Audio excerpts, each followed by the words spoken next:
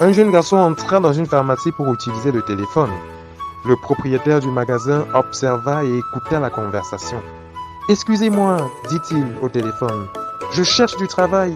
Serait-il possible de me laisser tondre votre pelouse ?»« J'ai déjà quelqu'un qui tombe ma pelouse, » répondit la femme à l'autre bout du fil. « Mais je tondrai votre pelouse pour moitié prix que la personne qui le fait actuellement, » dit le garçon. « Je suis très satisfaite de la personne qui tombe ma pelouse, » répondit-elle. « Mais je balayerai même vos ordures, » affirma le garçon. « Vous aurez la plus belle pelouse de la ville. »« Non, merci, » dit la femme. Le garçon raccrocha le sourire aux lèvres. Le propriétaire du magasin, qui avait écouté la conversation, s'approcha du garçon. « J'aime votre attitude, » dit le propriétaire. « J'aime votre esprit positif. Voudriez-vous travailler ici ?»« Non, merci, » répondit le garçon. « Mais vous étiez en train de supplier la dame au téléphone pour avoir un travail, » dit l'homme.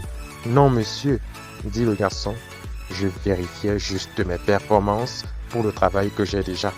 Je suis la personne qui travaille pour la dame avec qui j'étais au téléphone. » Voilà ce que signifie l'auto-évaluation.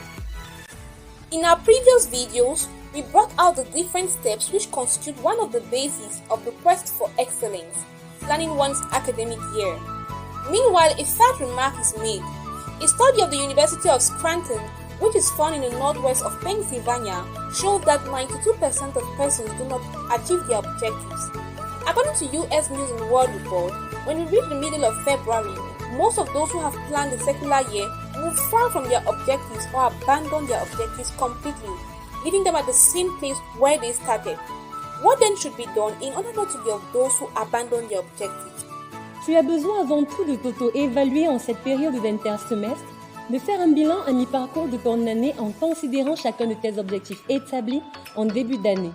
Ceci te permettra d'ajuster ta planification pour t'assurer qu'en fin d'année, tu parviennes à l'excellence telle que prévue. Qu'avais-tu planifié? Avais-tu résolu de mener un certain genre de vie devant Dieu tout au long de cette année académique? Avais-tu planifié de ne pas rentrer dans tes péchés? As-tu jamais établi ce genre d'objectif? Évalue-toi, évalue la qualité de ta vie devant Dieu et fais quelque chose à propos. Qu'avais-tu planifié comme moyenne à avoir, comme note à avoir dans chaque unité d'enseignement? Mets par écrit la note obtenue dans chaque unité d'enseignement, l'état d'avancement de tes projets professionnels ou d'application. Tu peux le faire tout seul ou alors pendant un moment de détente saine avec un ou plusieurs amis.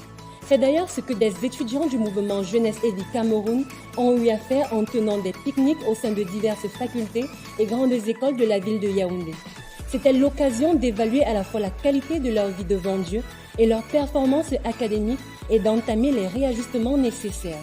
Es-tu capable de voir la lumière de l'excellence au milieu de l'obscurité créée par l'échec du premier semestre? Tu n'as peut-être pas obtenu de mauvaises notes, mais as-tu utilisé tout ton potentiel? As-tu atteint ton apogée? Obtenir 14 alors que tu as la capacité d'obtenir 16, c'est un grand échec.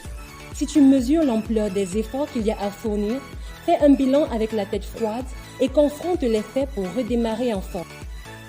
Parviens à l'excellence et ne manque pas de faire partie des postulants et des lauréats de l'édition 2022 du prix d'excellence Zacharias Tane Fomum. Dans notre prochaine vidéo, tu découvriras les méthodes pratiques et indispensables pour la poursuite de l'excellence au second semestre.